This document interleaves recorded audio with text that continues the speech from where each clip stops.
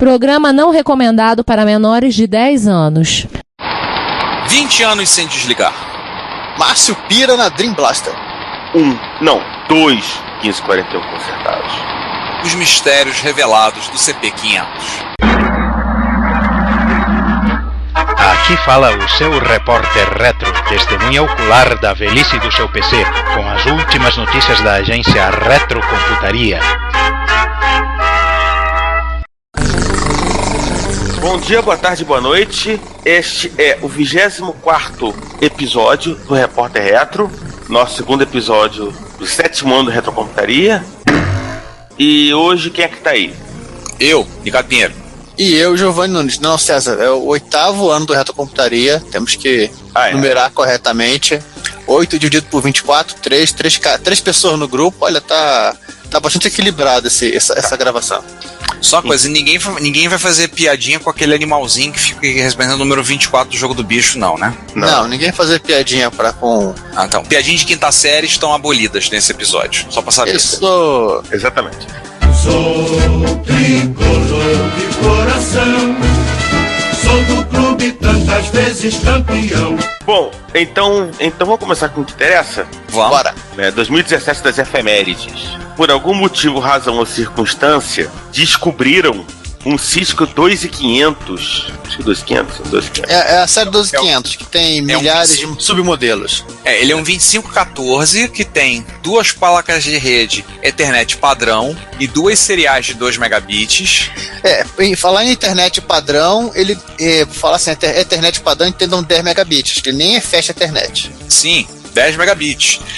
E ele está com pouco mais de 20 anos de uptime. Tá, e aí você se pergunta, o que é que tá fazendo nesse podcast um negócio de 20 anos de uptime? Primeiro, tem um 68030, exatamente isso. E já é um bom motivo. Segundo, tem 16 MB de memória. E aí nesse momento o pessoal de Amiga e Atari ST imagina tudo isso na mão deles. E enfim, e a efeméride é nossa, a gente fala mesmo, problema. Cara, 20 anos sem desligar, cara, você quebrou todos os recordes. E eu ficando feliz quando eu olho a minha tabelinha no quadro lá no trabalho assim. Estamos há tantos dias com os servidores ligados. Nosso recorde é de 156 dias. Mas o lance aqui, essa foto apareceu no Reddit, né? O pessoal andando postando por lá. Tem uma série de comentários. Pessoas andaram perguntando com relação a atualizações. Alguém explicou que esse cara, muito provavelmente, ele fica dentro de uma rede interna, escondido da internet, então ele não precisa atualizar o firmware. Eles explicam depois, no thread, o cara que postou, que na verdade esse roteador ele serve para que alguns equipamentos Sonet, galera que nem sabe o que é IP, não sabe pensar, por favor, né? Pergunta pro Google, né? Pra garantir que esses equipamentos possam ser administrados. Né? Então esse cara, na realidade, ele nem tá na internet, propriamente dito. Ele não fala IP. Não, e eles comentam ainda de uma máquina, que um servidor Novell Network que chegou a 16 anos e meio de uptime, que seria o segundo lugar. Mas aí já não entra na nossa relação de efemérides, relação porque era um PC. Bom, vamos falar de efemérides mais... Agora vamos envelhecer nas efemérides. Depois de 20 anos... O Benji Edwards lembrou de uma efeméride de 35 anos, que é uma efeméride bem bacana. E longa? Longa. É texto Benji Edwards, né? Ah, sim. É daquele que você salva pra ler depois. É que eu comecei a ler e eu percebi, esse troço não acaba nunca. Basicamente, em 3 de fevereiro de 1982, um arcade começou a aparecer, né, nos Estados Unidos, fez muito sucesso, que é o quê? É o Miss Pac-Man. Na verdade, sim, ele fez bastante sucesso na carona que foi a febre do Pac-Man, né? Sim. Nos Estados Unidos. Não, só que o Miss Pac-Man ultrapassou o próprio Pac-Man. Sim. É a máquina mais vendida nos Estados Unidos, o arcade mais vendido, e o Pac-Man é o segundo lugar. Peraí, como eles conseguiram fazer isso se você tinha que comprar a máquina do Pac-Man pra ter o Miss Pac-Man também, já que ele era um hack por cima do rádio original? Cara, eles estão contando nessa contagem de 117 mil máquinas vendidas, eles estão contando com relançamentos combinados com outros jogos. Assim, e o TLDR, pra quem não leu, basicamente não é da Namco, Sim, é da Bally Midway. Só que não é da Bally Midway. Tcharam! Tcharam, aí é que tá. Assim, e na verdade a história acaba sendo muito mais isso. É um grupo de estudantes que largaram o MIT no meio do caminho, que resolveram, né, fazer jogo de videogame. Tiveram a ideia, lançaram, venderam a ideia para Midway, e a empresa que eles fizeram, a General Computer, depois de fazer o Miss Pac-Man, eles foram contratados. Olha a coisa maluca. Eles foram contratados pela Atari, né? Fizeram vários cartuchos de 2600, né? Produziram metade dos cartuchos do 5200 e além de produzir cartuchos pro 7800, fizeram o design, né, dos chips do 7800. Já na época Jack Tramiel. Isso, já na época Jack Tramiel. E o principal, o que esses moleques resolveram largar a faculdade pra fazer? Fazer a versão pirata de jogo de sucesso, né? Eles fizeram, tem alguns aqui, eles fizeram modificações no Missile Command, saiu dali o Super Missile Attack. Eles lançaram um também, que era o Crazy Otto. Era basicamente o Pac-Man com pernas, olhos e os labirintos. Isso que era uma parte mais interessante. Os labirintos mudavam. Os labirintos haviam múltiplos labirintos e os fantasminhas pareciam, na boa, os fantasminhas pareciam as maçãs, né? E parte do trabalho, pelo que eu entendi, parte do trabalho do Crazy Otto foi utilizado para fazer o Miss Pac-Man. Aí, antes que eu esqueça, a General Computer Corporation depois começou a fazer periféricos para Mac, fizeram o primeiro HD interno para Mac e fizeram a primeira impressora Quick Draw para Mac. Olha, você vai lendo a matéria do Ben Edwards, você vai encontrar coisas como, por exemplo, coleção de comerciais de cereal do Pac-Man. Foi uma febre. Inclusive tem uma música que é Pac-Man Fever. Sim, a gente já usou em algum lugar no podcast. Desenho animado e por aí. Aí as variações de jogos, né, e tudo, mas o Pac-Man, tô vendo aqui, por exemplo, tem a evolução do design começou no Crazy Otto para chegar na Miss Pac-Man. Aqui a junção toda para chegar na Miss Pac-Man. O Morphin. O Morphin. A placa na Miss Pac-Man plugado na placa original do Pac-Man. Sim, uma Daughterboard com Z80 pra fazer a mudança de sexo do Pac-Man. Mas também tem uma outra coisa fazendo 35 anos que não é necessariamente amarelo e que corre atrás de fantasma, né? Não. E agora é amarelo. Puxa, é amarelo, afinal das contas, né? Agora ficou amarela, né?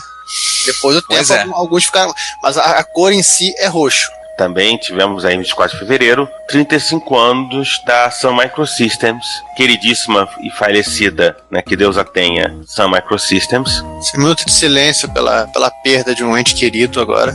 Pronto, chega. Né? Até porque senão você vai lembrar da Oracle. Vai lembrar do fim que ela teve, foi comprada pelo Tony Stark, né, e por aí vai. Enfim. E, né, vai colocar um tweet do próprio Scott McNeely, que é assim, a definição do CEO da Sun, quem você lembra, inclusive comentando que eles não fazem como nós fazíamos. Não fazem mesmo. Pois é, né? A Sun deu ao mundo coisas como Java, Solaris, Java, o Spark, uma série de CFS, NFS. É verdade, o NFS também. Cara, a Sun, praticamente, ela acho que a boa parte que a gente pensa como Unix hoje foi a Sun que desenvolveu. Sim. Né? Até porque a Sun, ela tá firmemente na tradição BSD. A Sun, ela não era da tradição GNU, da tradição System 5. Ela sempre firmemente na tradição BSD. Ela tinha o próprio Bill Joy. Ele fazia parte. O Bill Joy, assim, é o cara que implementou, que criou o Sega Root na família BSD. E agradeçam a ele, por favor. Foi o cara que fez. Sempre que você lê aquela mensagem Regent of California University, agradeçam a ele, porque foi ele que fez o apelido de CPIP da família BSD, que todo mundo usa. Do 4.4 BSD, né? Uhum. Isso. E fez umas arquiteturas lindas. Sim. Não tanto como a Silicon Graphics fez, mas fez umas muito lindas, né? As da Silicon pelo menos eram mais pesadas, que tinha cimento dentro delas. As da Samsung eram pesadas. Né? Tinha um sílica. Meu Deus do céu. Ouvi. Enfim, vamos pra frente? Vamos. Pra quem gosta de magia negra, hein, Giovanni? Oi? Agora pra quem gosta de magia negra, né? Ah, sim. Nossa, 40 anos, estamos ficando velhos. Os 40 anos do Alck. Pra quem não sabe o que é o Alck é uma linguagem de script, tá? Ela é muito usada em parceria com vai resolver problemas de shell script até hoje, tá? Algumas coisas, convenhamos, é mais fácil fazer no Alck do que fazer no shell, embora Alck seja realmente, como disse o César, magia negra. Às vezes eu acho que foi o Voldemort que escreveu. Lá é meio louco, você olhar e ver meio doido. Aliás, como alguém botou uma vez, eu vi uma camisa, né? O ser humano voltando pro tempo do Uga Buga, né? Sed Alck Grep. E foi lançado na versão 7 apareceu na versão 7 do Unix, né? Sofreu uma revisão em 85, 88 saiu o clássico livro Alck Programming Language. E tem gente que conhece que é apaixonado pelo Alck até hoje. Gente que desenvolve o dito cujo.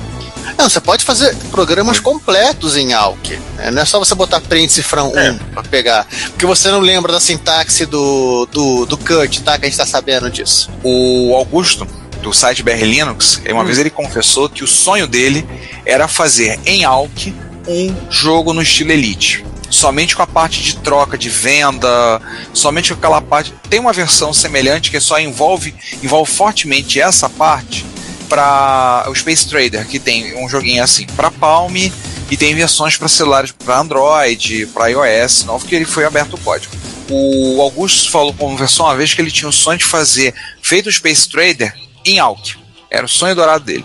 Não sei se ele já fez. Ou você tá na lista de sonhos dourados. Augusto, se você estiver ouvindo aí, bota aí no comentário se você conseguiu fazer ou não. E diz pra você, eu gostaria de jogar. Eu já vi gente fazer Sokoban em sede. Então... É porque o Alck, sim, você consegue ter. Você consegue criar programas inteiros dentro dele, não só trechos de linha de comando, né? Você pode tratar variáveis, você pode fazer laços. É complete, né? Aham. Sim. Aliás, antes de passarmos pro próximo tópico, aliás, tá a mesma idade aqui o Alck, vamos falar o seguinte, para aquelas pessoas que nunca se interessarem em saber, Alck é o acrônimo com o sobrenome dos autores, né? Que criaram a linguagem. Então, acho que acabou a imaginação quando terminaram de fazer a linguagem, essa é a grande verdade. Aco, o Eisenberg, não lembro o nome do W, e o Kernigan. Kernigan Weinberger. Weinberger. E o Kernigan, que era o Brian Kernigan, que tá lá trabalhando no Unix desde os primórdios. Tá lá no Unix, desde a época que o Unix era um terreno baldio, né? Assim, basicamente ele e o Hit quase capinaram. Mas enfim, 40 anos, próximos 40 anos. Agora vem as bizarrices, né?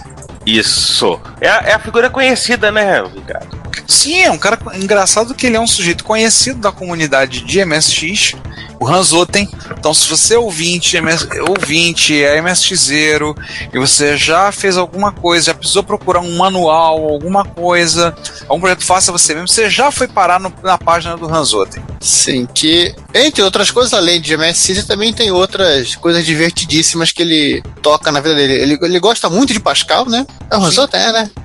Ele gosta muito da linguagem Pascal e agora descobrimos que ele tem uma outra faceta, né, de preservação de grupos de usuários, né, batavos. Sim.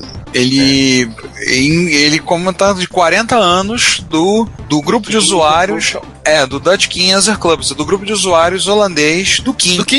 Do King 1. Tá, não é o King que você tá pensando, não, tá? Ele não é coreano, não. Não. Esse King 1 é a placa originalmente produzida pelo Chuck Peddle, lá na época da MOS.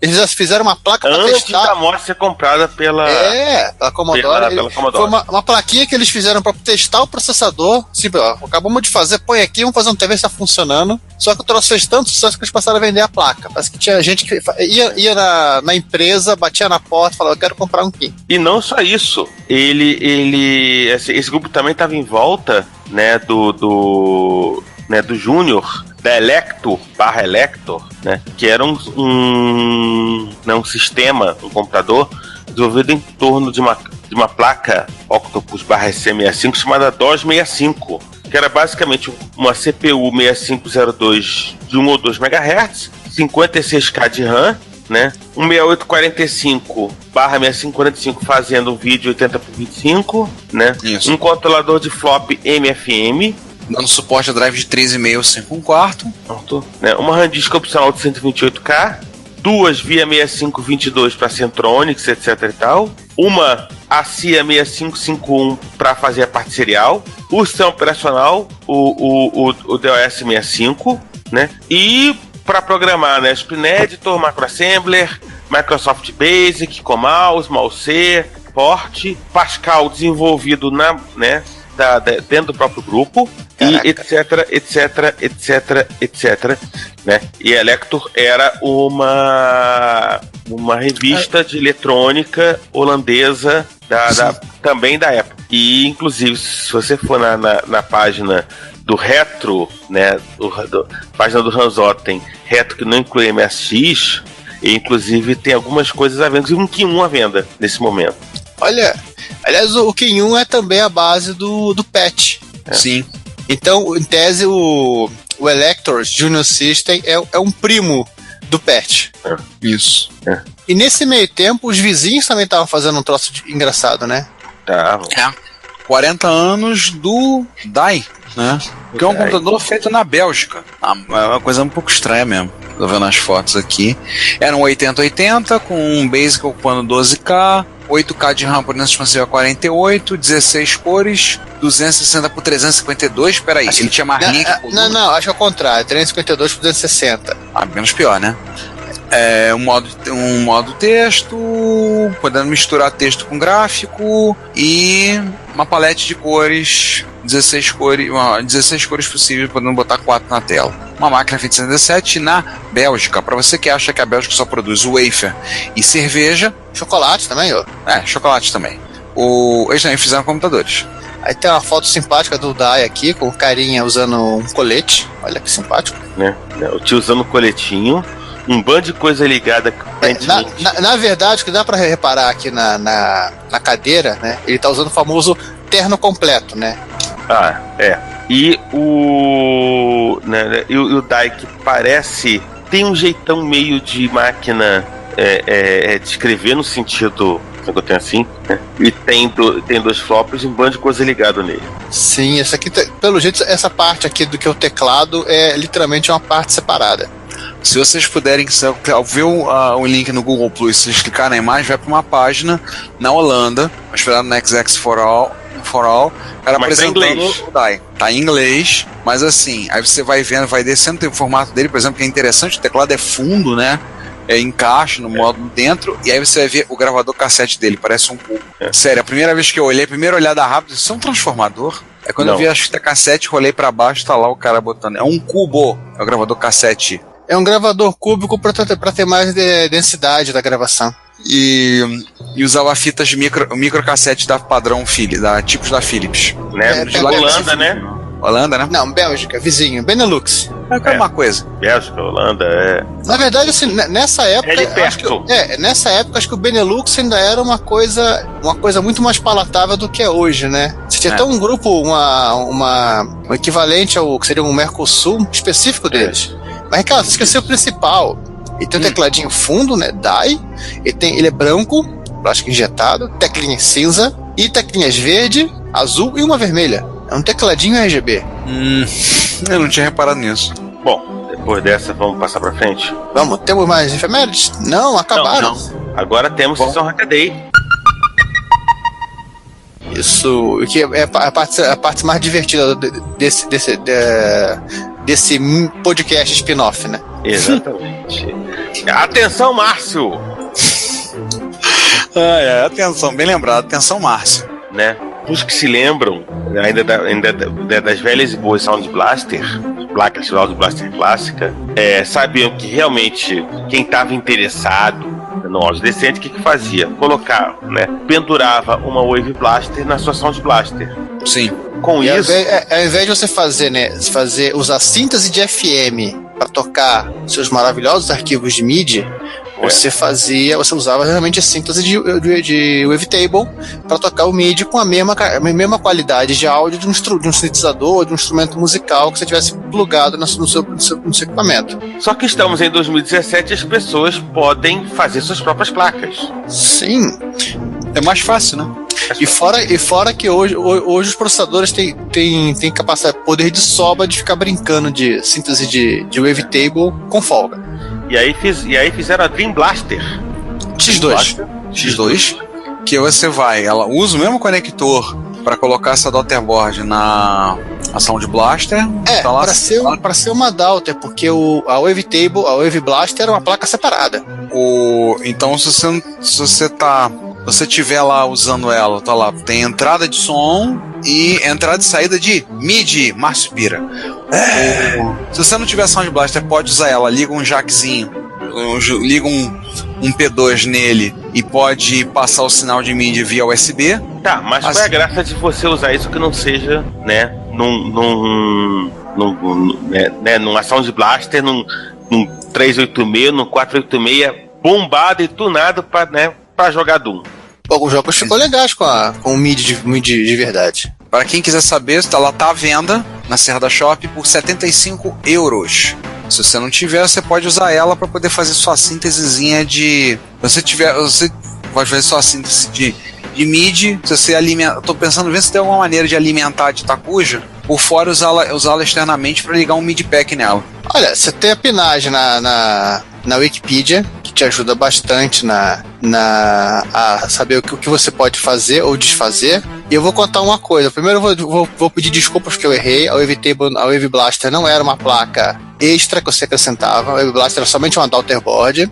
Eu tô vendo a foto aqui na Wikipedia e você espetava no seu 486, no seu 386, quando você comprava a sua Wave Blaster, além de você ter uma máquina com um chip específico deles, né, o EMU 8000, você tinha um Motorola 68000 na placa, só para cuidar de fazer a conversão do MIDI para som. Só para lembrar, ó, e ainda vem com um banco de som de 16 MB nela, General MIDI. Bem, eu fico pensando se daria para alimentá-la externamente e você poderia, por exemplo, fazer uma conversão, porque a MIDI pack, por exemplo, ela sai, é um conector na placa, um mini USB por conveniência, e do outro lado é um conector MIDI padrão. E aí você liga no módulo MIDI ou liga num teclado, tudo lá e faz. Eu fico pensando se seria como alimentá-la externamente e fazer uma adaptação do cabo para poder ligar. Você poderia até fazer uma... Tem a placa aqui, você pode até se divertir, olhar a pinagem na Wikipedia, para você ver que dá para fazer, em tese. Os módulos MIDI, por exemplo, hoje em dia não são nada, mesmo hoje em dia, por aqui em terras brasilianas, são meio caros. Né? Ligar um treco desse, querer botar, é uma coisa um tanto quanto salgada. Seria só puxar o MIDI-in e alimentar o MIDI-in da placa junto com a alimentação de energia elétrica e tocar as suas musiquinhas. Sim, e ligar pela USB, fazer uma adaptação para poder ligar do mini USB da MIDI pack nele, a USB dele.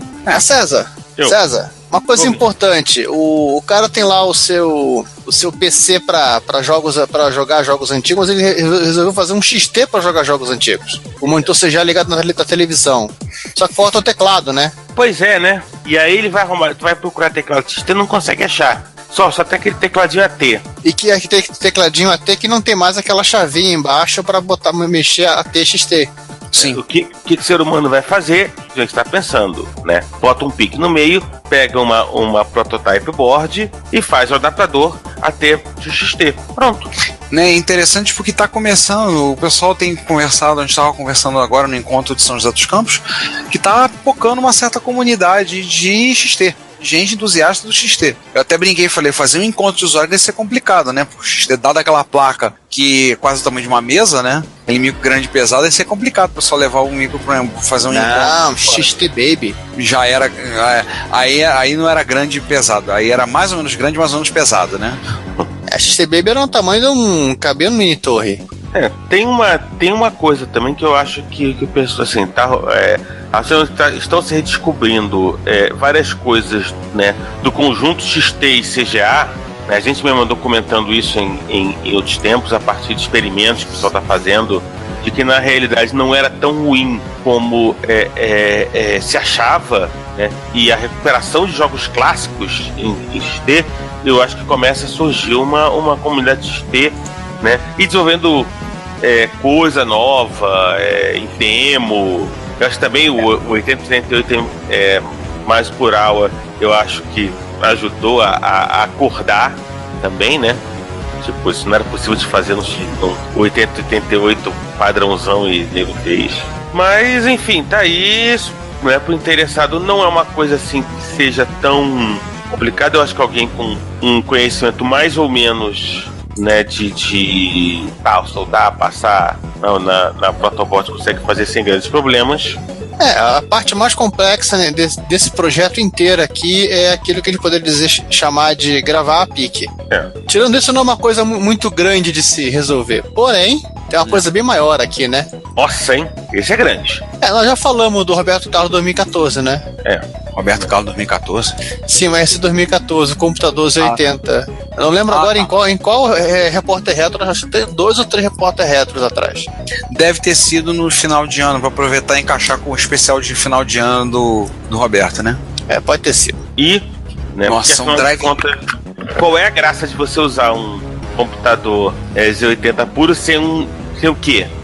Sem o quê? Um drive de disquete de verdade. E se você para Z80 de raiz, não Z80 creme de avelã com cacau, você não vai usar cartão micro SD, você vai usar drive de 8 polegadas. Falou o cara que não tem mais drive em casa. Mas tudo bem. E no caso, o sujeito tá usando 2 drives de 8 polegadas. Não contente com um, o cara usou 2. Que é quase o tamanho. Usar só um, gente. Quase o tamanho do notebook dele aqui. Não, mais alto que o notebook dele. O notebook dele tá aberto e o notebook dele não consegue ser tão alto quanto os 2 drives. Eu acho que ele tem largura bastante para colocar o notebook em cima dos drives. A impressão que eu tenho é que deve ser ali um notebook de 13 ou 14. 14 polegadas. Um Dellzinho comum, um tela de 14. 14, é um Dell de 14. Um Dell de 14. Então, um de 15 deve ser mais ou menos quase o mesmo tamanho. E aí, para ser mais alto, tem que se comprar um de 17, né? Um notebookzão gamer de 17 polegadas. Aí fica mais alto que os 2 drives de 8 polegadas empilhados um em cima do outro. Ou mais alto ou empata. E o artigo ele fala do como ele fez Claro, se ele montou o próprio computador Z80, ele teve que fazer também a própria controladora de drive, do jeitão clássico, antes de poder ligar os drives. E aqui tem todo o trabalho de interfaceamento do projeto de computador dele com os ditos cujos. E aliás é o seguinte, é bem interessante, mas se você achou que chamar o seu projeto de computador de Roberto Carlos 2014, tem piores. O FAP80, né? FAP80. Atenção, abre parênteses. Se você não entendeu a piada, nós não vamos explicar. Fecha parênteses. Não, legal o nome do cara que fez, né? O Deck Nukem. Faz sentido. Só que na placa tá escrito Deco Nukem. É inglês. Dá pra dizer se é Deck ou Deco? Não sei. Ele tá decidindo ainda qual é o apelido dele. De qualquer forma, ele pegou um design de um projeto antigo do Steve Garcia, clássico Steve Garcia, né?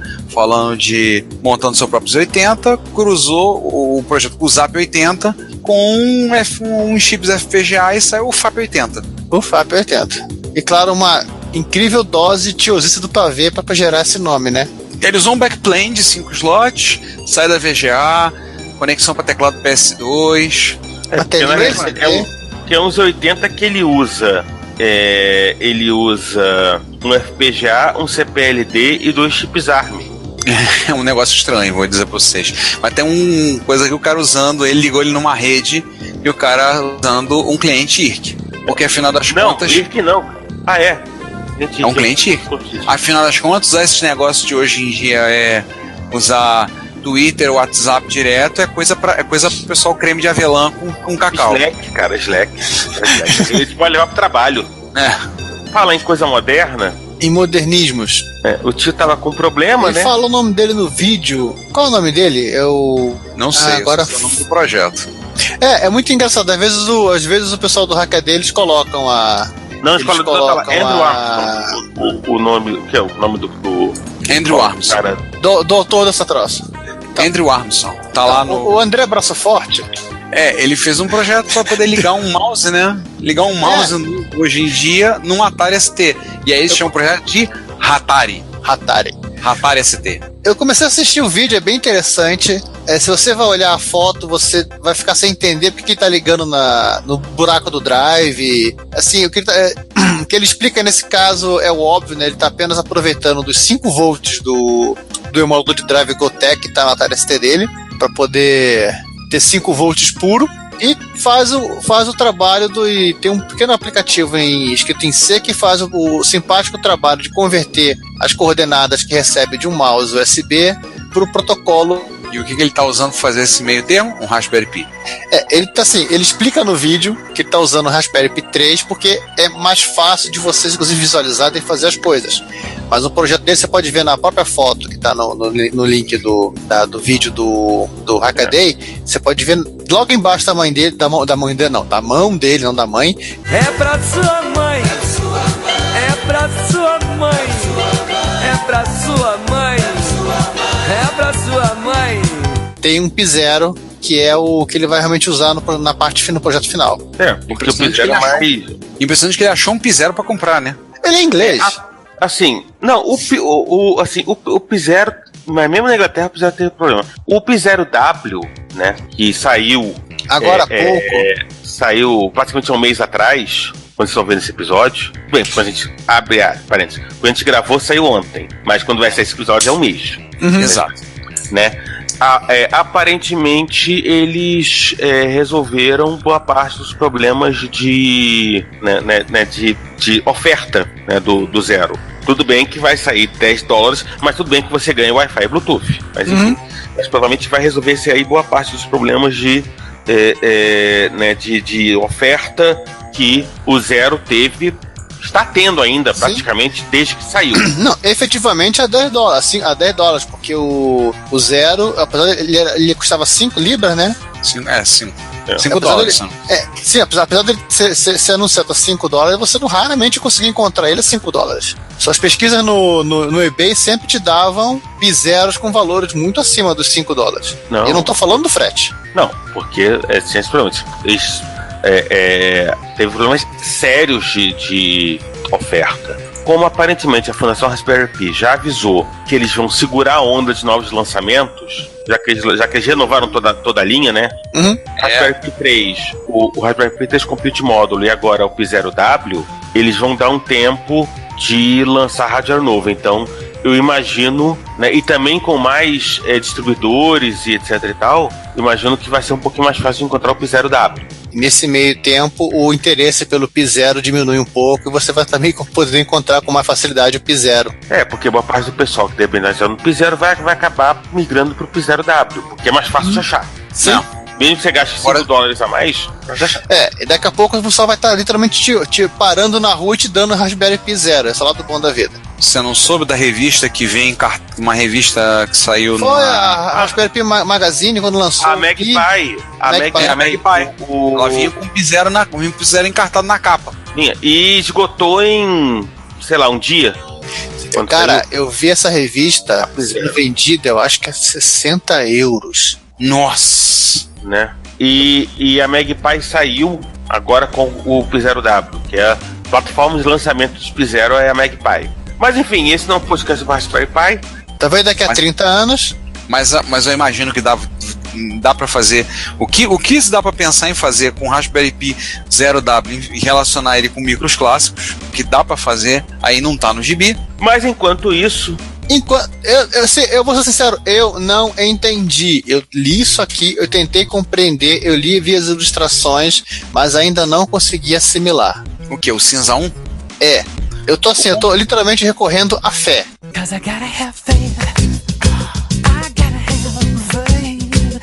Um computador composto somente de ROM e RAM. E claro, uma pitada boa de fé, porque afinal de contas a fé é o firme fundamento das coisas que não se veem, né? Já disse lá o autor de Hebreus, então a gente vai tentar adivinhar, acreditar, né? Estamos acreditando que ele funciona. Não, tecnicamente funciona.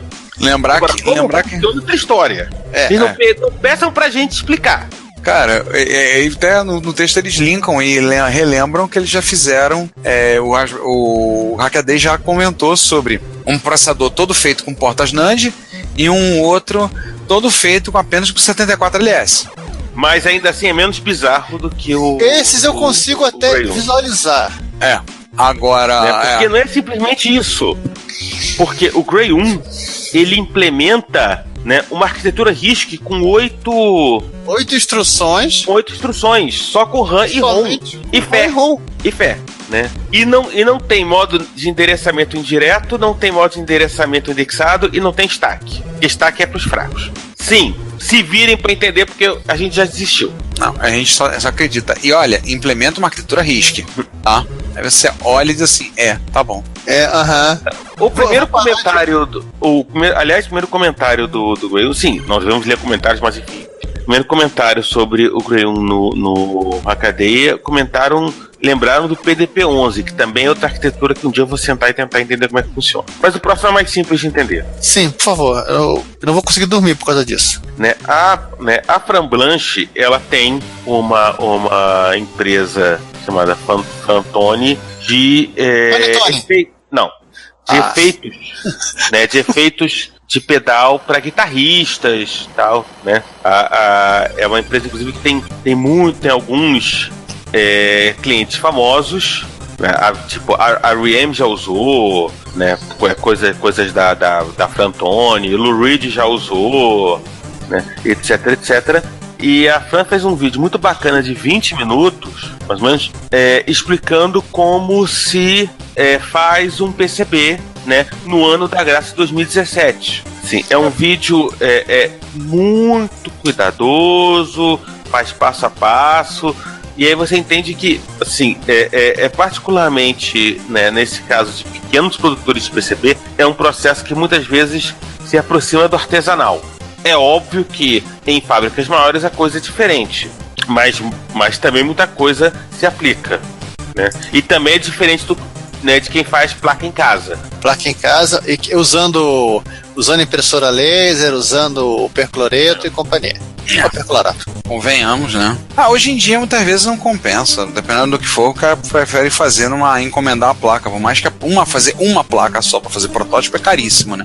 Não, e no caso da Fran, que é um equipamento muito específico, não compensa. Mesmo que ela, vou comprar na China. Mas não compensa, inclusive porque assim, ela tem acesso à fábrica que está fazendo, como nesse caso, a fábrica também na Filadélfia, né? Então, assim, eles têm motivos, na verdade, para você ter uma fábrica de PCB perto de casa. E um deles é fazer um vídeo sobre como é feito um PCB. Vamos passar próximo?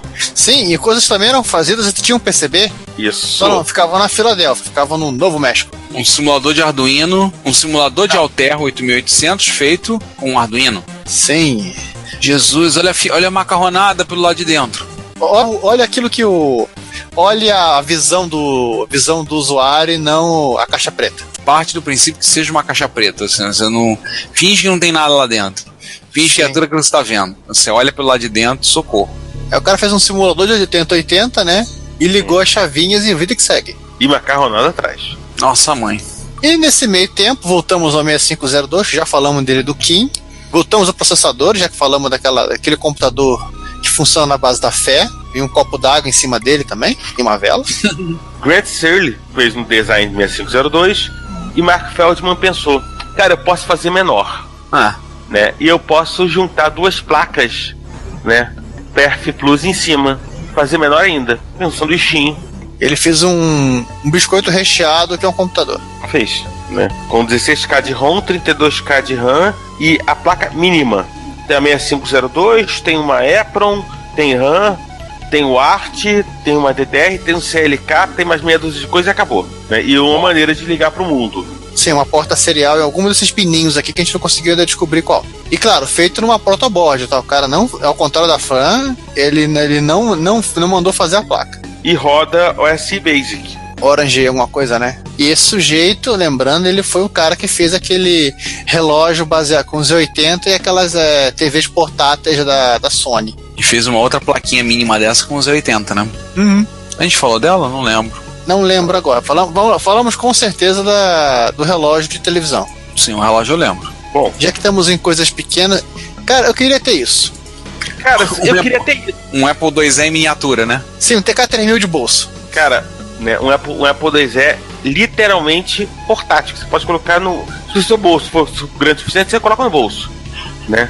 O que acontece?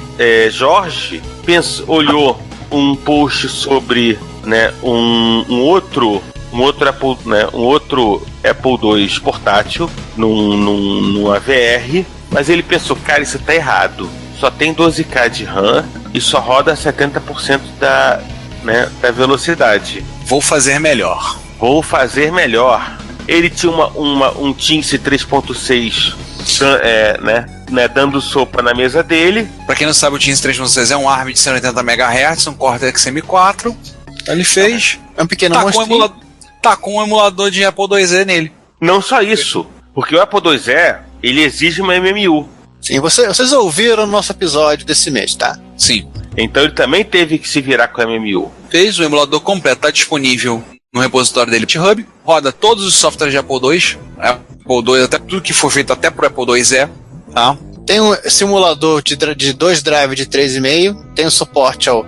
Nossa, os usuários de Apple II, os fãs de Apple II vão ficar meio chateados com o post que fala que tem um speaker para simular aquele horrível barulhinho que o Apple II fazia.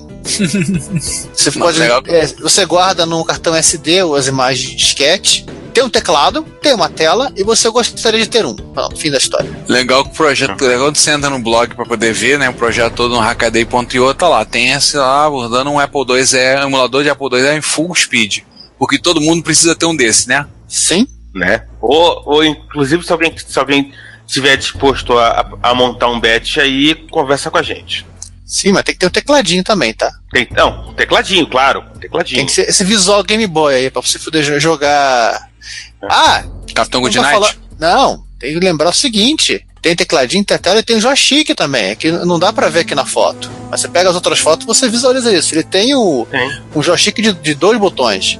Uau. Fica entre o teclado e a tela. Então você pode jogar qualquer outra coisa que tiver de Apple II aí.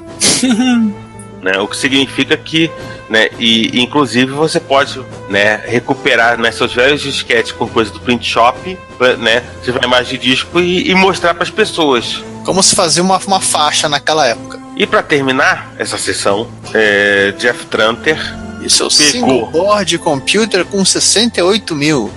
Ele pegou um chamado TS2 que ele achou num livro e foi reconstruir. Obviamente mudou algumas coisas porque, né, tem coisas que você não consegue encontrar com tanta facilidade hoje em dia. Você troca componentes.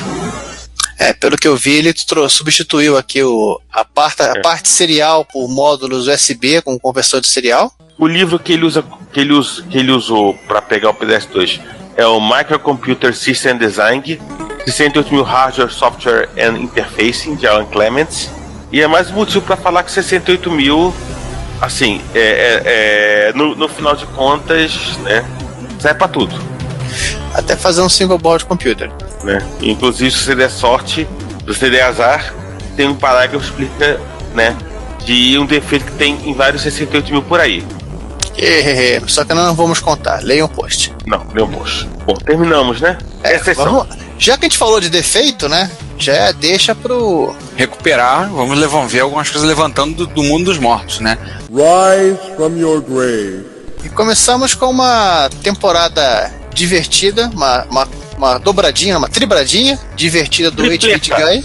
Uma tripleta do 8-Bit Guy. Aliás, parênteses, já conta no YouTube, faça favor a você mesmo. Assine o canal do 8-Bit Guy, assine o canal do Lazy Game Reviews, assine o canal do Tecmoa. É o que eu tenho a dizer sobre isso. Fim da história. Né? O 8-Bit Guy consertou um Commodore 128, vai ter um vídeo aí. Tem um vídeo aí, Commodore 128 que ele comprou no Craigslist, que devia estar nos escombros do World Trade Center. Eu tenho um JVC MSX2 que eu tenho a firme convicção de que ele foi alagado pelo tsunami que o Japão foi acometido. Eu tenho essa firme convicção. O estado que o micro veio pra cá, e o pior, funcionava. Eu acho o seguinte, ele devia estar embaixo do mar, embaixo d'água, e o tsunami só trouxe ele de volta pra Terra. É o suspeito que eu tenho, cara. Não satisfeito, ele conserta um Macintosh SE, instala um SD to SCSI. Ô, SCSI. Opa, isso é legal, hein? Temos um amigo nosso que pira nesse momento. Fala assim, SCSI. E também não satisfeito, ele tenta, né, ele mete a mão num Mac Plus. Que não tinha HD. Não tinha HD. E é no Mac Plus que ele pragueja um pouquinho. Aliás, vale a pena assistir os vídeos, tem a explicação do que é cada componente do 128, dos Macintoshes, que cada coisa na placa tá fazendo. E por aí vai, assim, são vídeos assim, não vamos ficar explicando o vídeo que chega a ser uma coisa idiota, né? Vamos seguir adiante. Não que o próximo não é vídeo, né? Também, mas esse vale a pena a gente falar um pouquinho. Afinal das contas, a gente pode acionar a primeira coisa, bingo do podcast, né? Já tivemos um bingo ali atrás. Este não é um podcast sobre alguma coisa, temos o segundo bingo. Afinal das contas, 1.1541. Sim, ele consertou. O Jan Beta consertou o 1.1541. Pra que a gente não conseguiu entender ainda direito o motivo. Mas consertou e explicou bem o que ele fez. Aliás, César, voltando àquele papo que eu falei antes de a gente começar a gravar, que eu não sei como é que alguém ainda não se deu ao luxo de querer fazer uma brincadeira dessa, lembrando que tanto o 1541 quanto o 1571 como o 1581, eles são computadores, eles têm um 6502, eles têm ROM, eles têm RAM, eles têm Mass Storage, eles têm o Drive, eles têm uma SDIO, que é um link serial, que pode ser utilizada como uma porta serial para você ligar um teclado e um terminal. Ou seja, por que ninguém ainda fez um hack na ROM desses drivers e fez um computador com eles? Porque tá todo mundo com raiva do tempo de carregamento. Ou ninguém se deu ainda, se tocou que isso pode ser feito, né? Também. Eu acho que faltou alguém meter a mão na massa e pensar, cara, eu vou fazer isso e fazer. Bom, agora vamos pro Chad, né? Vamos pro Chad, que andou quietinho nos últimos tempos, só que parece que ele andou trabalhando agora, né? Esquentando os tamborins. Esquentando os ferros de soldas. E aí ele fez um reparo de uma Amiga 500, né? Começamos com a sequência. Aliás, ele fez quase tudo, foi Commodore, né? Amiga 500, Amiga 600, né? Outro 1541, um VIC-20, outro 1541, não me pergunte por quê. Peraí, vamos falar assim, vamos em partes. O Amiga 500, ele tava com a tela preta. Ele trocou um 74LS 244, removeu a ferrugem numa parte da protoboard, que devia estar interrompendo alguma coisa, e comentário. Esse micro já foi reparado no passado, mas não foi por mim. Não fui eu. Devia ter alguma barbeiragem no... Inclusive nas fotos dá pra ver em detalhe o ponto com ferrugem. Nossa, coisa feia. Depois teve a Amiga 600, que obviamente, além de vazar capacitor, porque não é um micro da Commodore sem vazar capacitor. Acho que derreteu inclusive o chip de som, porque quase não dá pra perceber que o encapsulamento tá meio estranho aqui, né? Ele falou que o chip de som o áudio estava estranho e parte era culpa dos capacitores. E aí ele trocou um LF374 por um Telio 04C, depois trocou os capacitores e tudo passou a funcionar como deveria. Aí depois, não contente em consertar essas máquinas da Commodore, ele resolveu pegar mais máquinas da Commodore. E aí ele resolveu pegar 2 Commodore 64 e um VIC-20. E vamos lá.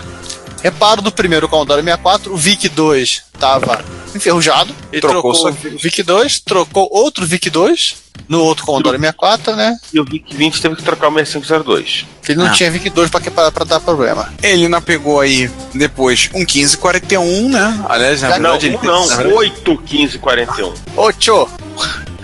Aí eu pergunto só uma coisa. Seja, 8 vezes que você se pergunta qual a necessidade disso. Não, 8 vezes eu pergunto, por quê? Porque eu via 8 1541 disponíveis para ele consertar. Por quê, meu Deus? Por quê? Enfim, a gente não vai falar de 1541, vocês leem aí.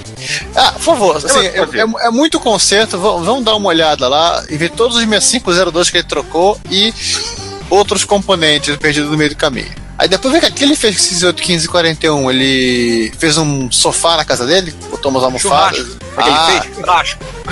Não, ele é italiano, fez um forno de pizza. Boa. Coloca a lenha e coloca a pizza em cima dos 1541. E pra completar, aí ele foge da regra e vai com um Spectrum 128K, um torradeira, Aí foi pra anuviar. Olha, a torradeira é pra fazer queijo ralado. Ele tava com problema no boot, tava embaralhado, ele trocou um 74 LS04. E descobriu que faltava um X-Inverter. Entre o pin 10 e 11, né? Gente, como assim faltava? Sei lá, devem ter levado, pegaram, acharam que era bonitinho, levaram pra usar de colar, o cara tirou e deu pro colar pra namorada. Sim, é uma gangue que rouba X-Inverter de placas-mãe de Spectrum, né? Aliás, se você quiser olhar a foto, você vai poder ver o porquê que ele é chamado de torradeira, né? Porque ele tem um pequeno, discreto e quase imperceptível dissipador de calor. Né? Não, e não só isso, né? Ele é pequeno, discreto e imperceptível e fica do lado de fora. Você pode literalmente ralar o pão enquanto tá carregando o seu jogo. Vindo aquele pão que alguém Europa, deve ter feito isso. Vindo aquele pão que eles fazem na Europa, que é duro pra caramba, você cai no chão, quebra o piso, né? Sim. Não duvidaria. O cara carregava lá o joguinho, California Games, e enquanto o cara tá carregando, o cara ralava o pão pra fazer farinha de rosca pra mãe. Qual o problema? Então, fechamos os reparos levantando defuntos. Sim, antes que alguém resolva consertar mais um 1541. Pelo amor de Deus. Vamos pro Mano Passa? Vamos lá. Vamos. Brasil! Continuando em Spectrum. Saiu as especificações revisadas do ZX Spectrum Next. Tá lá no grupo no Facebook, né? Pra quem não sabe o que é o Spectrum Next, não seremos nós que iremos explicar. Então faz um favor e procura aí no Retro Computaria, que a gente já falou um bocado nele. As versões saiu na Edge. Edge é uma revista? Uma revista. De papel? Pô, legal, hein? Hoje em dia, 2017, revista de papel? Nossa. Sim. Revista inglesa de papel. Cara, esse é o único lugar do mundo que se faz revista de tecnologia de papel é a Inglaterra. É por isso que eu digo que a Inglaterra é um país esquisito.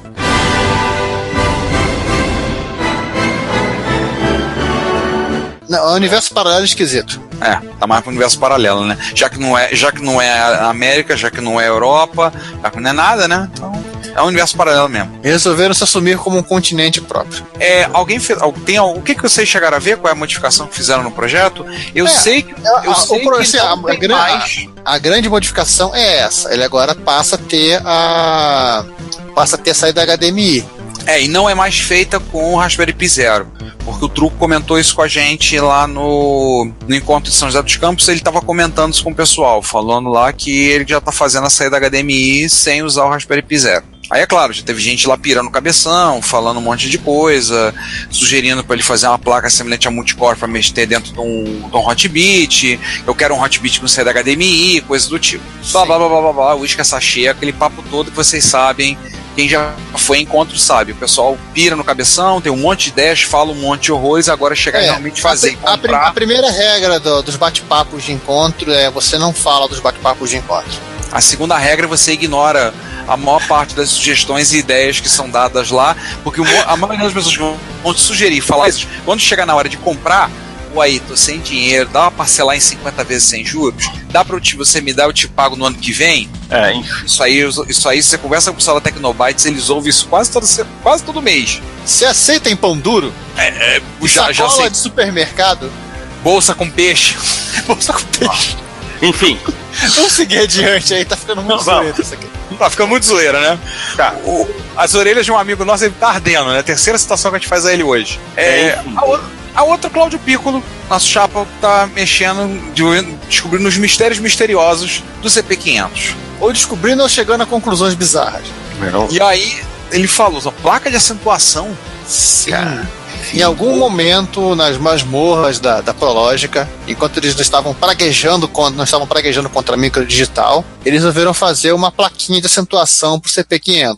Então, se você der uma olhada, você no link que nós estamos deixando aí, você vai ver a simpática placa, que era simpaticamente colocada de forma discreta, que nem o monstrinho, a forma larval do monstrinho do Alien no seu CP500, e que permitia que você digitasse acentos no seu computador. Claro, não era tão natural quanto você tem hoje em dia, você usava arroba, inclusive, para colocar acentos. Mas vou ser sincero com você, pelo menos era mais natural no sentido de acentuação do que foi nos Macintosh até o advento do macOS 10, 10.6. Bom, qualquer coisa é mais natural do que acentuar no Mac até o macOS 10.6. No 10.6 eles resolveram ser igual ao mundo. Mas isso aqui não é um podcast sobre macOS 10. Vamos seguir, ou iOS 10, ou OS 10, ou Mac minúsculo OS 10, etc, etc. É interessante o comentário dele. E a do lance da interface serial. Sim, gente, existia uma interface que dava uma porta ERC232 bonitinha pro CP500. Quer dizer, bonitinha não, né? Melhor que aquele conector Edge que ficava na placa que ninguém sabia para que servia. Mas era basicamente assim, né? Era basicamente um cancro que crescia do lado de fora e você pendurava num parafuso. Sim, era um caixotinho que você espetava no... Igual as expansões do C81, né? Aquelas plaquinhas que subiam, se encaixavam atrás e subiam. A diferença é que como ela devia ser muito grande e devia cair, ela tinha um parafuso misterioso do CP500, tinha um buraco para você fixar a placa. Nossa. É legal que assim, eu olhei esse troço e pensei, um pouquinho legal, o conector ele vai para cima, tá? O seu conector de modem ou de terminal, ele subia pela parede. E eu até pensei, por que os caras não fizeram botar de lado, né? Pelo menos para simplificar a vida pro cabo ficar já na altura da mesa. Aí eu olhei o CP500 compacto, descobri que não daria pra fazer isso, porque simplesmente ele ficaria por sobre o botão de liga e desliga do modelo. Nossa. Pra terminar, uma descoberta, né? Os dias, o Everaldo Lima, que é... Não uma descoberta, um projeto de processo de construção. Né, o Everaldo Lima, que é bem ativo do nosso grupo no Facebook e trabalhou com o CP500 na Prológica. Na verdade, ele trabalhou na Nova Eletrônica. Não, trabalhou na Prológica. Não, ele era da Nova Eletrônica, ainda antes que a Nova Eletrônica virar Prológica. Isso, aí saiu, ele tava no terreno baldio, né? Também. Né? Tava no terreno baldio da Prológica, foi pra Itautec e voltou pra Prológica pra fazer o CP500. Ele fez o CP500 Nanico. E aí ele vai fazer um Nanico, né? Porque nós estamos em 2017. No século XXI ele fez o CP500 Nanico. Não, gente, na foto ele não é um gigante, por favor. Não, ele não tem 3,5 metros de altura. Esse é o CP500 Nanico. Cara, é pequeno, um monitorzinho de 5 polegadas. Aí eu vou dizer, ficou uma graça, cara. Ficou muito bonitinho. Ele conta engraçado que ele trabalhou com a ele nunca teve um CP500. O legal é o seguinte, e não é só isso, porque ele fez em MDF, cortado a laser, bonitinho, colocou um Raspberry Pi lá dentro, colocou... Você pode ver que ele seguiu fielmente os espaços que tinha do CP500 para montar os painéis. Você pode ver as portas USB, os botões, o botãozinho de reset, ajuste de brilho do monitor, e vai embora, o tecladinho, ele fez os drivezinhos de mouse, ele fez disquetinho de mentira. Cara, espetacular. E para terminar, se fechar com chave de ouro, porque tem vários computadores réplica que o pessoal faz usando Raspberry Pi, o teclado é de mentira, né? Não vou precisar falar mais nada. O teclado é um teclado de mentira. Ele fez um teclado funcional. Ou seja, o CP500 Nanico dele tem um teclado de verdade. Dá pra digitar. Pô, que maneiro, cara, que maneiro. Cara, é um trabalho muito bem feito, né? Sim. Parabéns pro Everaldo, que teve, eu diria, a paciência de fazer um micro realmente nanico e não simplesmente pegar um Raspberry Pi, meter um teclado e vambora. Porque assim, vamos ser sinceros, existem gabinetes hoje, você pode comprar lá fora, você vai forçar no eBay, você vai achar isso, em que você consegue ter um gabinete que parece um micro clássico ou um console clássico, ou não tão clássico, tem Xbox 360, mas que eles não são funcionais, né? Você tem um case que é um Atari 800, só que o teclado não funciona, ele é só enfeite. Este não. O teclado funciona. E tem disquetezinhos também, que é mais importante. Agora vamos então para as notícias que abalaram o mundo? Vamos! E a primeira delas... É simpático, aprazível e curto mês de fevereiro de 2017. Só teve seus 28 dias padrão. Primeiro a gente comentar das viagens de design dos computadores dos anos 80, né? Aquelas coisas que a gente não quer tentar entender às vezes. Um post saiu no dia 10 de fevereiro, E esse é o do Lazy Game Reviews, e aí eu vi esse vídeo por acaso, parei para ver computadores bizarros dos anos 80, em particular um computador holandês, o Holborn 9100, que sim, eu olho para ele sempre que eu olho, eu imagino um alienígena daqueles de filmes, do Contatos Imediatos do Terceiro Grau. O pescoço, É o pescoçudo, né, com a cara, assim, um monitor. É muito esquisito. E tem Light Pen, tá? Sim, faz você entender por que ele tem a Light Pen, justamente pelo fato de que a pessoa vai ter que levantar mais ainda o braço para poder usar a tela. Olha, tô dando lá nos comentários, o nosso amigo Sérgio Vladivostok teve a mesma sensação que eu, não sei porque esse computador estiloso me lembrou do ET.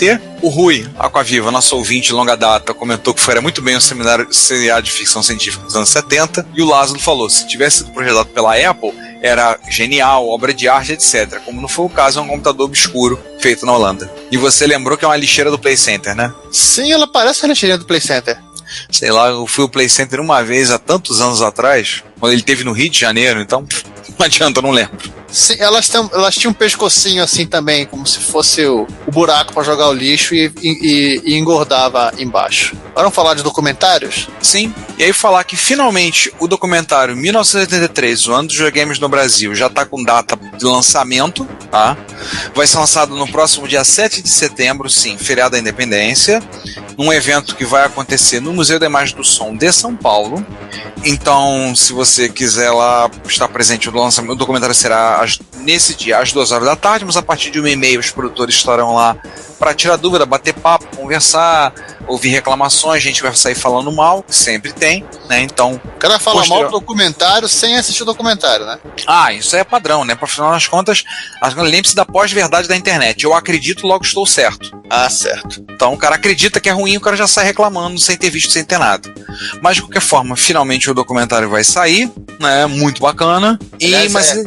O Smoke já foi alugado pra estar lá, pra chegar de limusine, pra passar pelo tapete vermelho. Pra depois chegarem lá pra dar a premiação e errarem o nome, né? Errarem quem recebeu o prêmio de melhor filme. Então, pra quem quiser saber, o evento será a partir das 14 horas no Museu da Imagem do Som de São Paulo, tá? Que fica no bairro dos Jardins. O evento é o Big Geek Day. Vocês descem acho que dá pra descer no metrô da Consolação, metrô da Consolação, lá na altura da Paulista, e desçam a rua até chegar no metrô, no museu. Só pra lembrar uma coisa, a entrada é de graça, mas você tem que chegar lá até antes, 1h da tarde, pra pegar o bilhete, o ingresso na bilheteria pra poder entrar e assistir o documentário sendo projetado. Ou então, se você for o sortudo, a criança ganhadora sortuda do bilhete dourado na barra de chocolate, não é isso? Não sei, não falaram nada sobre isso ainda não. Então, tá bom. Não tem bilhete dourado na barra de chocolate. Para de comprar chocolate, então. Vai ser assim, vai coincidir com a data do encontro de usuários de MSX em Ribeirão Preto, que vai ser do dia 7 ao dia 10 de fevereiro, 7 ao dia 10 de setembro, que vai coincidir com a mesma data, tá? Pelo menos no primeiro dia. Mas aí, se for o caso, você vai para São Paulo, vai, assiste, depois pega o carro, o ônibus, o avião, o lombo de burro e vai para Ribeirão Preto. Pega o helicóptero. Ou então pega um voo da Passamedo e vambora. Isso. Então, mas vale lembrar que esse é o documentário que a gente já comentou, mas não é o único documentário a sair sobre games no Brasil, tá? Teve um agora no meio do período do carnaval que a gente falou sobre uma série de documentários bancados, patrocinados pela Red Bull, sim, aquela que te dá asas, né? Feito por 2 sujeitos, pelo Pedro Falcão e pelo Hugo Haddad. São documentários curtinhos, são uma série de documentários, a princípio 3 episódios, que falam sobre o mercado de videogames no Brasil, em particular um foco no paralelismo do nosso mercado. Paralelismo porque pirataria é crime, gente, afundar navios da cadeia. Os documentários estão todos no YouTube e o nome é Paralelos. Então, você está falando dos clones de Atari? Sim, ele fala de arcade, jogos... Vamos falar assim, vamos jogar logo, vamos jogar todo mundo no lixo, junto. As autorizadas da Atari dos Estados Unidos, elas revendiam as placas, tá? Elas condenavam a placa dos videogames que iam com defeito, em tese iriam pro lixo, né? E revendiam essas placas para alguém que concentrava e revendia para o mundo. Pronto, fim da história. Para começo de conversa. Não tinha geração espontânea de tia. Isso teve depois na China, quando os chineses clonaram, essa foto de 83, 84, mas no começo a fonte eram as autorizadas. que revendiam para o mundo todo placas para poderem ser montadas aqui em outros lugares. Então, assim, não tem só essa coisa que o pessoal sempre vem aquele discurso de que no Brasil piratearam, o brasileiro é tudo safado. Principal, né? O principal, os Atari foram pirateados no mundo inteiro. E vocês já ouviram questões relacionadas à reserva de mercado. No futuro a gente vai ter algum episódio de falar mais ainda sobre o assunto reserva de mercado, mas inclusive é um pedido de nossos ouvintes a voltar a falar do assunto reserva de mercado, mas vocês viram aí... Nós temos muitas reservas para falar da reserva de mercado, mas vamos atender esse pedido. E vocês ouviram aí o nosso entrevistado do mês. Esperamos inclusive que vocês tenham gostado do episódio. A gente adorou o episódio, ficou fantástico. E como ele falou sobre ele como profissional, falou sobre a reserva de mercado. Tá? Então tá aí. Então tem mais um documentário que, por acaso, eu não sabia da existência do documentário e é interessante para assistir. E aí, vamos passar mais uma? Vamos, pessoal ensandecido que pira com MIDI. Pera aí, pô. É legal. Saiu a versão 2 da MIDI Pack. A notícia boa é essa. A notícia ruim é que acabou. Já venderam todas. Posso contar uma coisinha pra vocês? Eu comprei as 2 últimas. Você não comprou 5 não, né? Não. Na verdade eu comprei pra mim, pra um amigo. E no momento que estamos gravando esse episódio, ela já tá no correio a caminho de cá. E a minha versão 1 já foi devidamente vendida. Nos primeiros 3 minutos que eu estava no encontro de MSX São José dos Campos. Eu falei que eu ia vender, dei o preço. E uma pessoa quase jogou a carteira em cima de mim. Jogou a carteira, vai lá no banco, tira o meu dinheiro que eu quero. Minha senha é tal. A MIDI Pack versão 2, ela tem algumas modificações no projeto original. Para quem não sabe o que a MIDI Pack é. A MIDI Pack é um cartucho feito pelo grupo de usuários holandês chamado Supersonics. E a ideia dela é o seguinte: ela captura todo o sinal gerado num MSX, gerado pelo chip FM, e transforma em comandos MIDI. E aí, a partir dela, você liga um cabo a um dispositivo com um MIDI-in, tipo um módulo MIDI, ou um teclado, um sintetizador, qual que seja, e aí você vai executar o som FM nesse aparelho. Isso por si só já é muito bacana, inclusive a gente teve episódios do Retro Hits com som MIDI. O que a MIDI Pack versão 2 faz? E aí, um dos criadores, com o qual eu tenho uma certa amizade, eu conversei com ele recentemente, justamente para poder fazer a compra da minha. O que ele me disse? Agora ela tem suporte ao PSG, só por isso já fazia valer a vantagem, porque você tinha só suporte ao FM, agora você tem suporte ao chip padrão da MSX, ou seja, todos os jogos, todas as aplicações com PSG também estão tendo suporte ampliado. O processamento dela é 2,5 vezes mais rápida, teve mais memória para poder fazer buffer, aumentou a memória interna, para poder trabalhar, para poder fazer a conversão.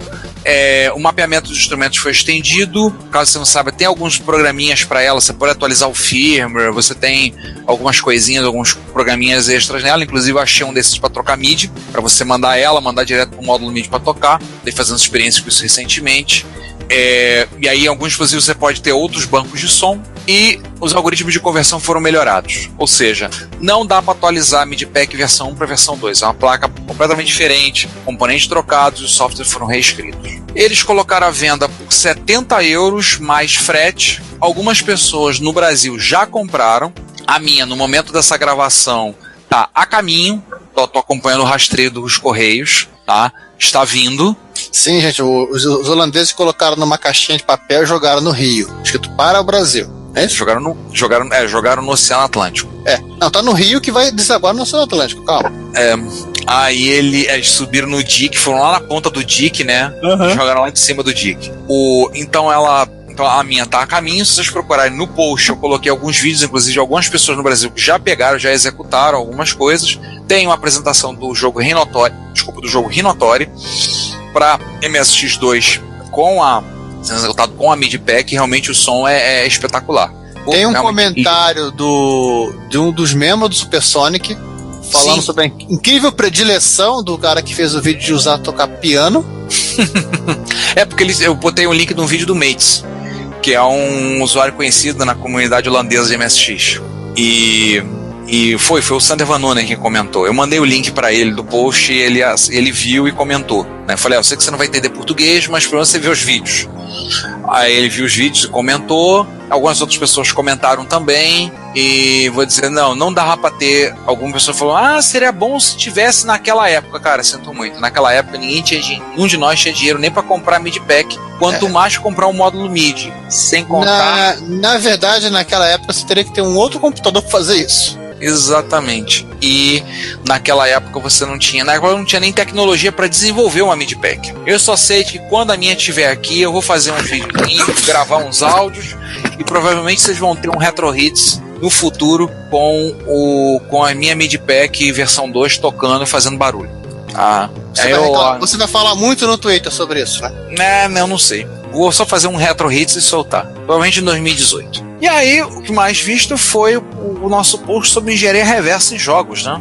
Pois é, assim, você tá com vontade de fazer um jogo, quero fazer esse jogo que eu nunca teve para MSX, jogo de Amiga, fazer para MSX, ou esse jogo que nunca teve para Spectrum, mas teve para MSX, nossa, e gostaria de fazer uma versão. A primeira coisa que você vai ter que descobrir, você vai ter que destrinchar o jogo. E esse usuário aí, o Croar, ele já fez esse trabalho com diversos jogos de Atari 8-bits, Atari ST, Amiga, Commodore 64, Commodore 64 não, Atari 800, Atari ST e Amiga. Aí tem um joguinho de PC que ele fez o levantamento de o que é cada coisa, e inclusive ele criou pequenas ferramentas que permitem que você consiga fuçar no jogo. Além de explicar como o respectivo jogo funciona, ele tem pequenas ferramentas que te ajudariam não só a extrair os gráficos, como visualizar o que tem no mapa, o comportamento de cada elemento do mapa, e que te ajudariam quebram um galho enorme,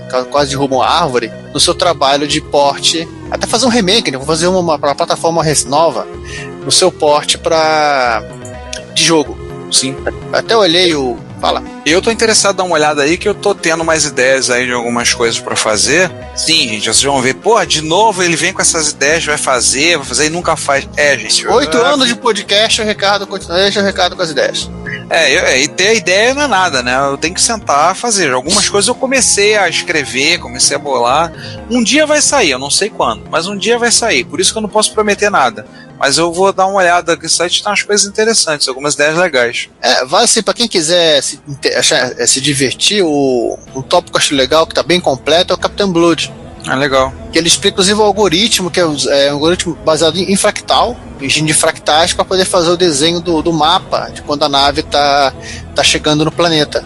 Inclusive, ele tem até uma versão reescrita da engine de fractal que ele mostra, pra você entender assim, como isso aqui é feito. Pra quem não sabe o que é fractal, vai pro Google e pesquisa, tá? Não tô a fim de explicar, não.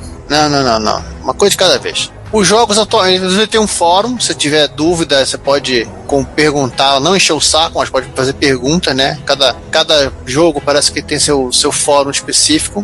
Ele é francês, então, mas todo o site está em inglês. Atualmente tem 24 títulos razoavelmente comentados e com ferramentas, quase todos eles, de extração de dados. Vamos então comentar os comentários? Vambora. Então,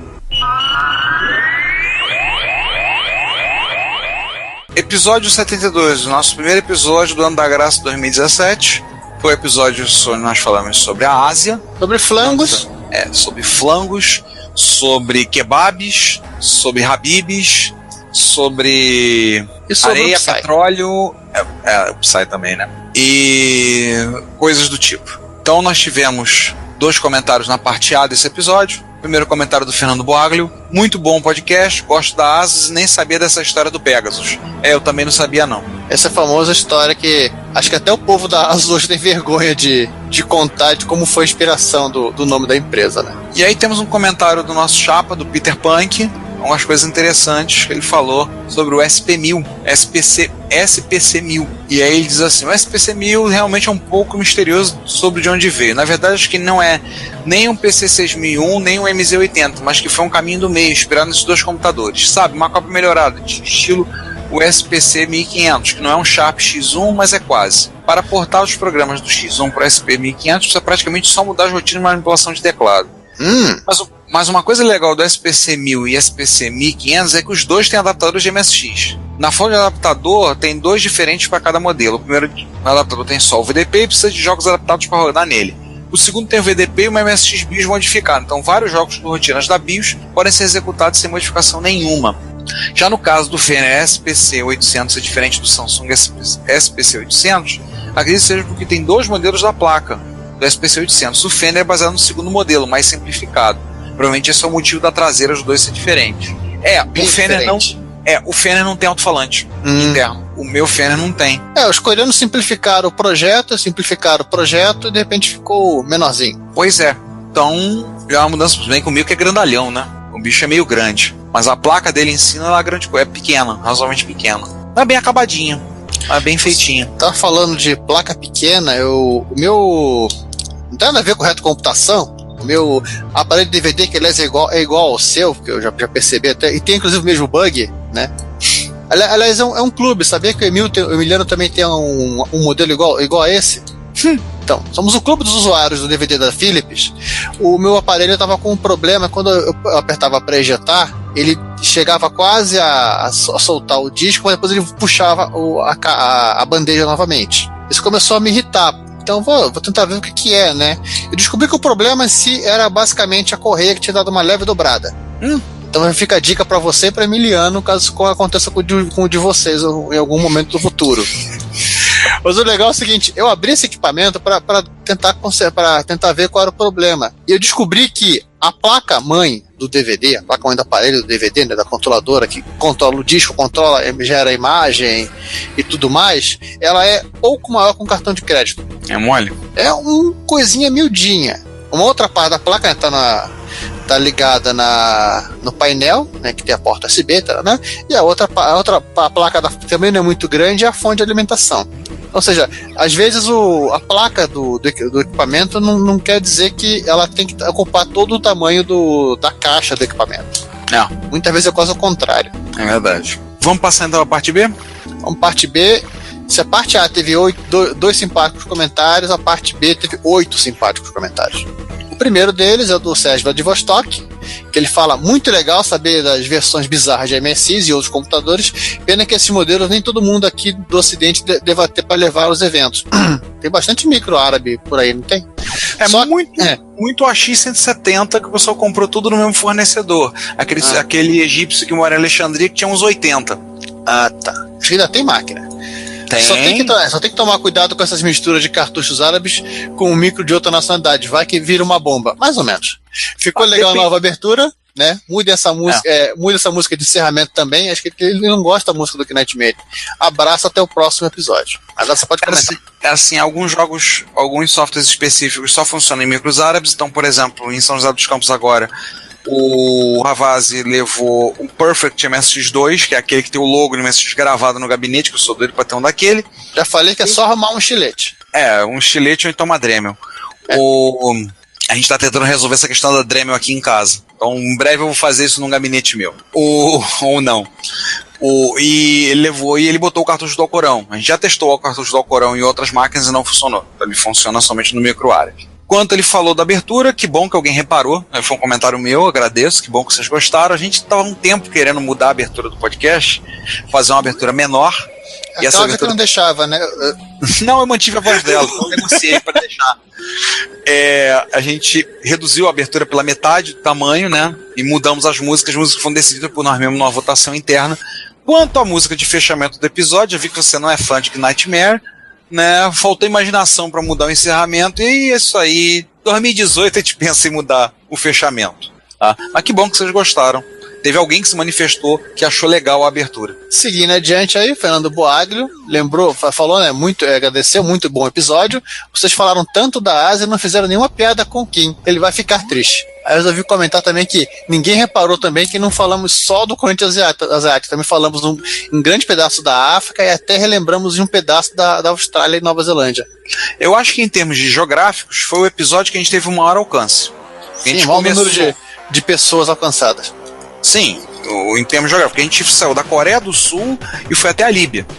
Então a gente pegou o que a gente chama, muitos chamam de um bom pedaço, quase que toda o que a gente chama de janela 1040, que é o espaço que está entre os paralelos 10 e 40, né? Pegamos aquela janela ali, aquele trecho ali, norte da África, foi norte da África, pegamos todo o Oriente Médio e a Ásia em si, até a Coreia do Sul. Ainda chegamos a falar um pouquinho de Austrália e Malásia. Citamos um pouquinho deles, verdade. E aí o Punk falou, né, agora que vocês falaram de boa parte do norte da África, não é que vocês vão falar de contrário do resto do continente. A Spectravide tinha escritório na África do Sul. Sim, agora que nós descobrimos isso, ferrou. Agora ferrou, a gente vai ter que arrumar a gente falar de África. Tá faltando fã de falar de África e América Latina, né? Temos também falar da América do Sul, né? A gente só falou por alto. Quer dizer, falamos do Brasil, falamos por alto. Sim, a gente deverá ter no futuro um episódio sobre América do Sul e talvez América Latina como um todo, ou só América do Sul, tem África, dá pra falar, ou seja, os episódios geográficos ainda não acabaram. Um dia a gente vai estar falando sobre a Groenlândia. A Groenlândia, tecnicamente, é a América do Norte. Eu sei, né, Max? Islândia, não sei, a gente pode falar assim. A Islândia, ao contrário da Inglaterra, se considera Europa. E aí nós temos um comentário do nosso chapa do Rui Aquaviva. Esse episódio sobre a Ásia levou dos primeiros episódios do podcast que abordaram o seminário de micros clássicos do continente ou região. Comparando aqueles episódios, chega e se complementou bem e faz jus à promessa que o assunto não tinha se esgotado na época. Acho que nem com esse novo voo sobre a Ásia se esgota. Não dá para esgotar um assunto tão vasto. 7 anos acompanhando o podcast, sinto falta de uma abordagem mais específica de um assunto, a reserva de mercado da informática no Brasil. Eu sei que a reserva de mercado já foi abordada no episódio 5 sobre o Brasil e citaram algumas outras oportunidades, com destaque o episódio com o Renato Giovanni, que é o episódio, se eu não me engano, 23 ou 22, e o episódio com o Divino Leitão, que, se eu me lembro bem, é o episódio 37. Gente, eu tô falando isso de cabeça, tá?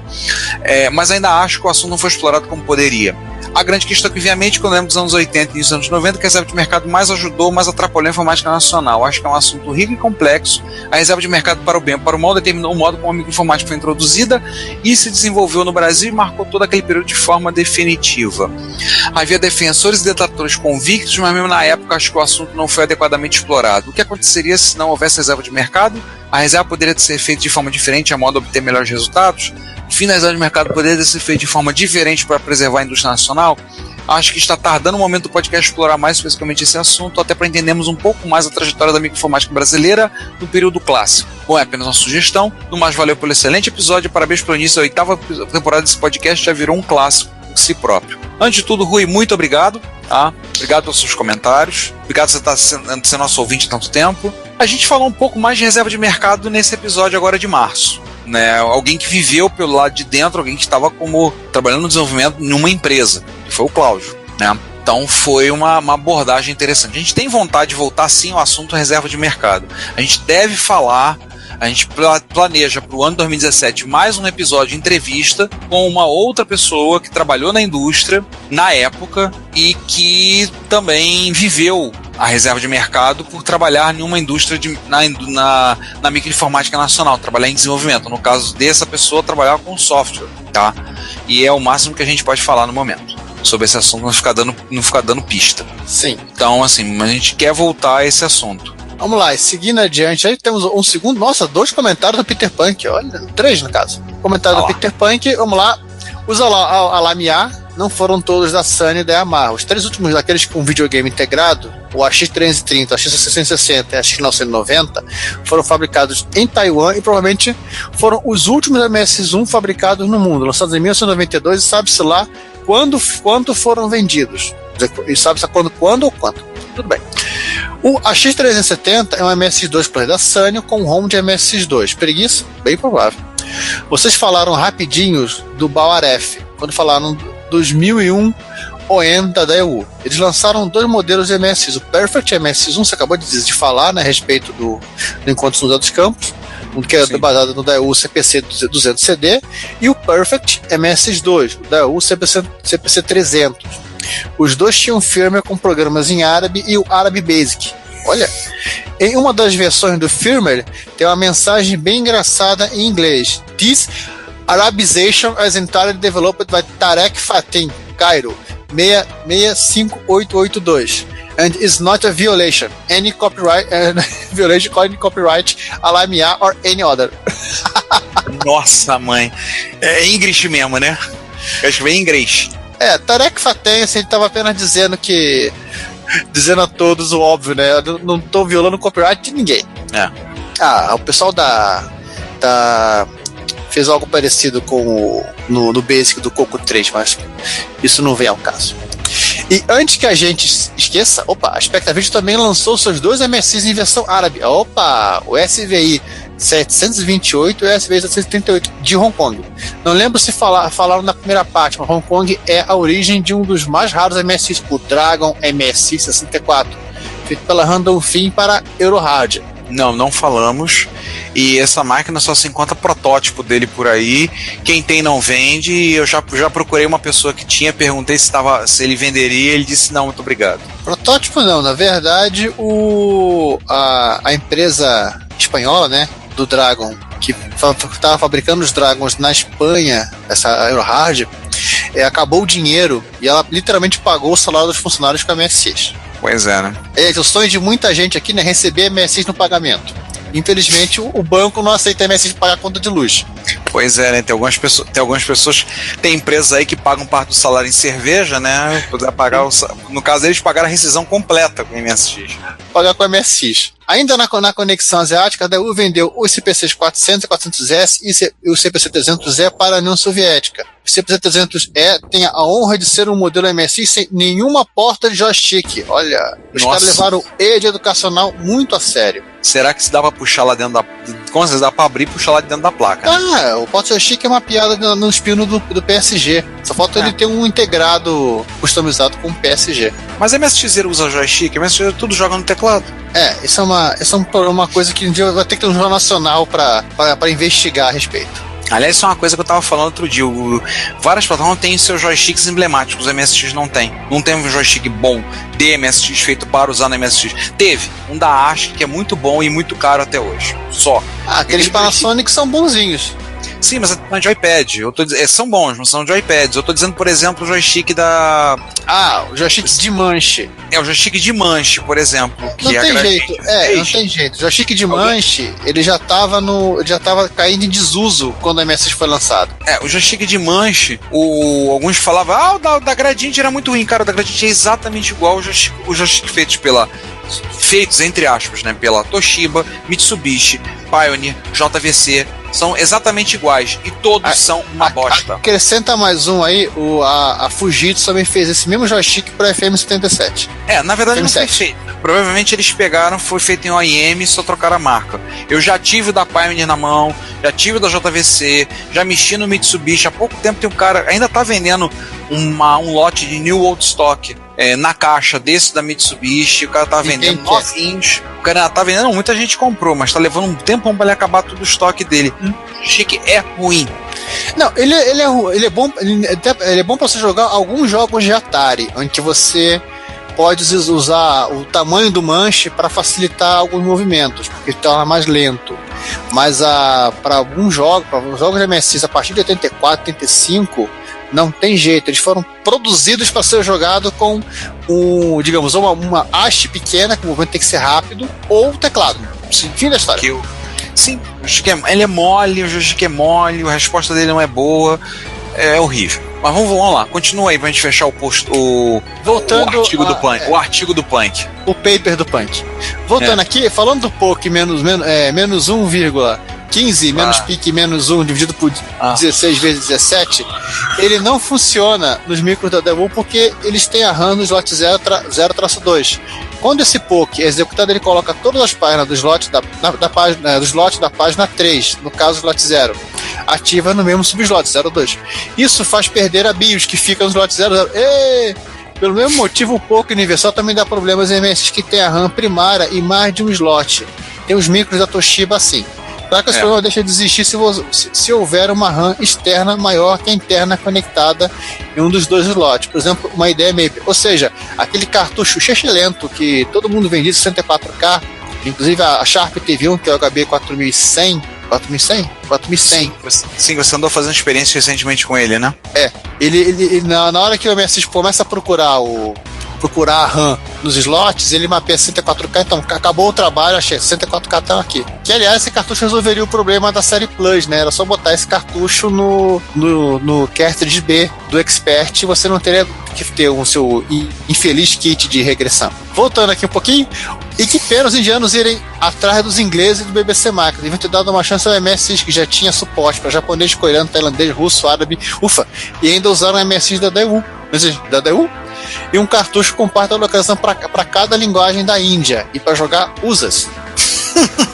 Verdade. E aí o último comentário é do Eliezer Kossilko, do Clax. Cheguei a pensar que esse era um episódio especial sobre MSX. Não. Não. E dos comentários ainda temos no Retro Hits, número 148, MSX Game Music Collection, o Fernando Boaglio. Muito bom, vocês têm o setlist completo e consegui identificar alguns. E aí ele listou alguns jogos que ele conseguiu identificar, muito bom. E na verdade o que eu fiz foi abaixo passar para ele o link com o vídeo no YouTube de onde a gente tirou esse áudio. Mas ele foi pirateado na cara de pau. Foi na cara de pau, foi tirado de lá. Tá lá a lista de músicas, lá dá pra você ver pelo vídeo. Lá, infelizmente, não tem o setlist montado nos comentários do site, no comentário do vídeo. Se tivesse, eu teria colocado. Mas foi o que deu pra arranjar, foi mal aí. E pra gente encerrar, nossa sessão é nós, né? O que nós andamos fazendo? Bem, não temos muitas novidades, tirando que... Não estamos fazendo nada. Nós somos um bando de vagabundo. Tirando que agora, tirando que tivemos um encontro de São José dos Campos, agora no período do Carnaval, dia 25 a 28 de fevereiro, eu tive presente durante 3 dos 4 dias do encontro. Foi um encontro divertido, muito bom, bate-papo, algumas máquinas apareceram lá. Eu vendi a minha Midpack versão 1, porque eu tava querendo experimentar ela, mostrar, expor pro pessoal e aproveitar e vender ela, porque eu queria comprar a Midpack versão 2, e eu consegui vender em questão de minutos. Obrigado a quem comprou, ou o cabra que comprou, espero que esteja feliz com ela. Foi divertido, encontros de usuários sempre são divertidos, bate-papo, conversa, rever gente, conhecer gente nova. No nosso caso, por conta do material, vender material também, camisas do grupo, né, tudo que esse dinheiro reverte para pagar, custear aluguel de sala, de espaço para os encontros, né, e também reverte para ajudar no sustento da hospedagem do podcast e do site que vocês acompanham, ou seja, do Retro Computaria. Então, teve isso, e agora, apesar de estar gravando antes, no dia 11 de março, ocorreu a MSX Rio, a primeira MSX Rio do ano. Lembrar desde já que nós vamos ter mais informações nos episódios de abril, mas a Retro Rio esse ano vai ser no meio do feriado de Corpus Christi. Local a gente não está resolvendo se vai ser no mesmo local que tem sido as MSX Rio, mas a princípio serão no dia 16 e 17 de junho, ou seja, sexta e sábado do feriado de Corpus Christi. Se você é de fora do Rio quiser vir para o encontro, seja bem-vindo. Vai ter, sendo só 2 dias, fica mais tranquilo. Você pode vir calmamente no dia 15, pegar o ônibus, avião, lombo de burro, cavalo, helicóptero, como você quiser vir. Aproveita também, né? Ou então vem nadando, né? Queira, venha lá a pé. Mas aí a pé, dependendo de onde for, você vai ter que sair com alguns meses de antecedência. Sim. Pode vir para o encontro, vem no dia 15, dia 16 e 17 o encontro, e no dia 18, domingo, você tem o dia tranquilamente para poder voltar, retornar ao seu local de origem, à sua casa, e aí terão 2 dias de muita fudebagem, que será da Retro Rio. Vai ter, além de MSX, óbvio, está aberto a todas as máquinas. Tá ok? A gente ainda não tem o local certo. Temos ainda, vamos confirmar se vamos poder usar o espaço onde usamos para a MSX Rio, que é o Lar do Meia, mas não há certezas ainda. Temos um outro local já previsto, caso o primeiro não possa, tá? Mas estamos vendo aí, mexendo os pauzinhos e vendo contatos para procurar, para ver outras opções, tá?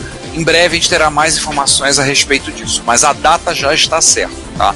A data já está certa. O local ainda não, mas a data está certa e vai ser dias 16 e 17 de junho. Deixa eu ver mais alguma coisa? Acho que não. A gente participou de algum podcast, alguma coisa? Uma coisa para fofocar? Não. Por enquanto não. Não, só se alguém tiver curiosidade de ouvir lá o Fala Séries, saiu agora lá como podcast, saiu o Fala Série em 4 partes sobre Star Trek Enterprise. Já a pauta fui eu que escrevi.